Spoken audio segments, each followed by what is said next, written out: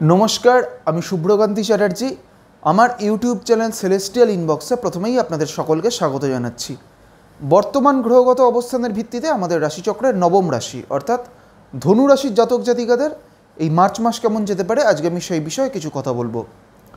प्रथमेई जेटा बोलबो जे एई मार्च मासे आमादेर राशिचक्रे धनु राशिर सापेक्षे कोन कोन ग्रह कोथाय कोथाय अवस्थान करबे। प्रथमेई बोली जे एई मुहूर्ते धनु राशिर तृतीय अर्थात कुम्भ राशिर घरे थाकছে शनि एवं रवि एवं आगामी 14 मार्च रवि चले जाबे कुम्भ थेके मीन राशिर घरे अर्थात धनु राशिर सापेक्षे रवि चले जाबे तृतीय थेके चतुर्थे। धनु राशिर এই चतुर्थे अर्थात मीन राशिर घरे এই मुहूर्ते बुध शुक्र एवं राहु एकत्रे अवस्थान करছে एवं आगामी 14 मार्चेर पर थेके बुध शुक्र एवं राहुर साथे किन्तु रविও एकत्रे अवस्थान करবে। धनु राशिर षष्ठे अर्थात वृष राशिर घरे थाकছে बृहस्पति, धनु राशि सप्तमे अर्थात मिथुन राशिर घरे थाकছে मंगल एवं धनु राशि दशमे अर्थात कन्या राशिर घरे এই मुहूर्ते केतु अवस्थान करছে। प्रथमेই বলি যে এই মুহূর্তে ধনু রাশির সাপেক্ষে সপ্তম ভাব অর্থাৎ মারকভাবে মঙ্গল অবস্থান করছে এবং মঙ্গলের দৃষ্টিও থাকছে ধনু রাশির ওপরে। সেই কারণে ধনু রাশির জাতক জাতিকাদের এই মার্চ মাসে স্বাস্থ্যগত দিক থেকে কিন্তু যথেষ্ট পরিমাণে সচেতন থাকতে হবে। বিশেষ করে ধনু রাশির জাতক জাতিকাদের যাদের অলরেডি কোনো ধরনের রক্ত সংক্রান্ত কোনো সমস্যা যাদের রয়েছে বা হাই ব্লাড প্রেশারের যাদের সমস্যা রয়েছে তাদের ক্ষেত্রেও কিন্তু এই সময়টা কিছুটা সতর্ক থাকতে হবে।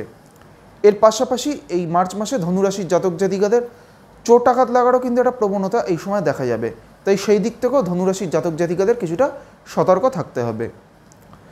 ধনু রাশির জাতক জাতিকাদের অর্থনৈতিক দিক থেকে এই মার্চ মাসে আর্থিক খরচের পরিমাণ কিন্তু কিছুটা বাড়বে এবং এর পাশাপাশি ধনু রাশির জাতক জাতিকারা যারা কোনো ধরনের ব্যবসার সাথে যুক্ত হয়ে রয়েছেন তাদের ক্ষেত্রে কিন্তু তাদের সেই ব্যবসায়িক দিক থেকে এই মার্চ মাসটা কিন্তু খুব একটা অনুকূল সময় নয়।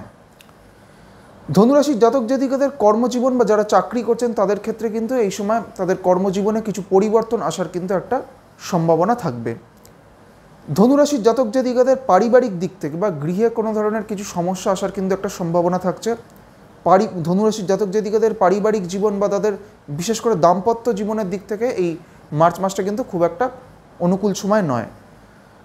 ধনুরাশির যারা শিক্ষার্থীরা রয়েছেন তাদের ক্ষেত্রে এই মার্চ মাসে মিশ্র ফল লাভ হবে অর্থাৎ শিক্ষার্থীরা কিন্তু ভালো খারাপ দু ধরনেরই ফল কিন্তু তারা পাবেন। ধনুরাশির শিক্ষার্থীদের জীবনে কিছু পরিবর্তন বা তাদের শিক্ষা জীবনে কিছু পরিবর্তন আসারও কিন্তু একটা সম্ভাবনা এই মার্চ মাসে থাকবে।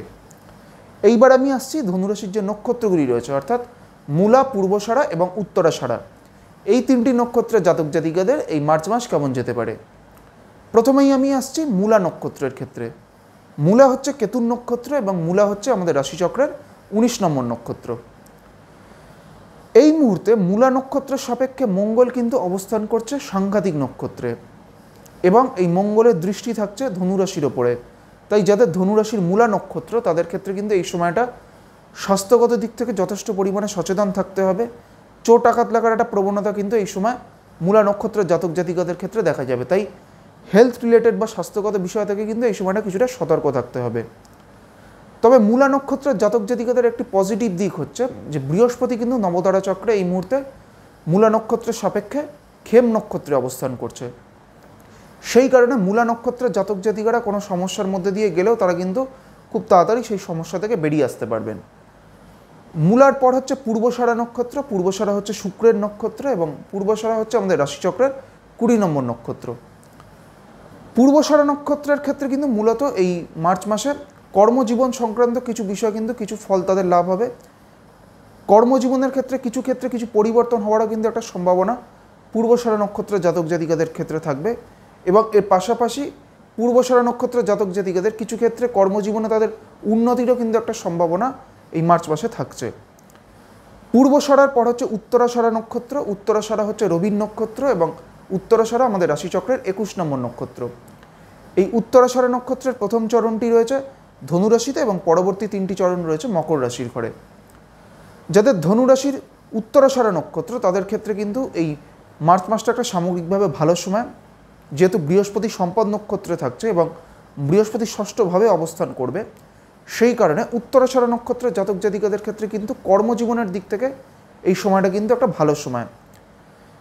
এবং আরেকটি বিষয় বলবো যে যাদের ধনুরাশির উত্তরাষাঢ়া নক্ষত্র তাদের এবং তারা যদি কোনো ধরনের আইনগত কোনো বিষয়ের সাথে জড়িয়ে থাকেন তাদের সেক্ষেত্রে কিন্তু তাদের একটা ভালো ফল পাওয়ার কিন্তু একটা সম্ভাবনা এই মার্চ মাসে থাকবে। আজকে আমি আমাদের রাশিচক্রের নবম রাশি অর্থাৎ ধনু রাশির জাতক জাতিকাদের এই মার্চ মাস কেমন যেতে পারে সেই বিষয়ে আলোচনা করলাম, এবং এর পাশাপাশি ধনু রাশির যে নক্ষত্রগুলি রয়েছে অর্থাৎ মূলা, পূর্বষাঢ়া এবং উত্তরাষাঢ়া, এই তিনটি নক্ষত্রের জাতক জাতিকাদেরও এই মার্চ মাস কেমন যেতে পারে সেই বিষয়ে আপনাদের একটা সংক্ষিপ্ত ধারণা দেওয়ার চেষ্টা করলাম। পরবর্তী ভিডিওগুলির মাধ্যমে আমাদের পরবর্তী যে রাশিগুলি রয়েছে সেই রাশিগুলির জাতক জাতিকাদের এই মার্চ মাস কেমন যেতে পারে সেই বিষয়ে আলোচনা করব। সবশেষে এটাই বলবো, আপনারা সকলে খুব ভালো থাকুন এবং সুস্থ থাকুন, এটাই প্রার্থনা করি। নমস্কার।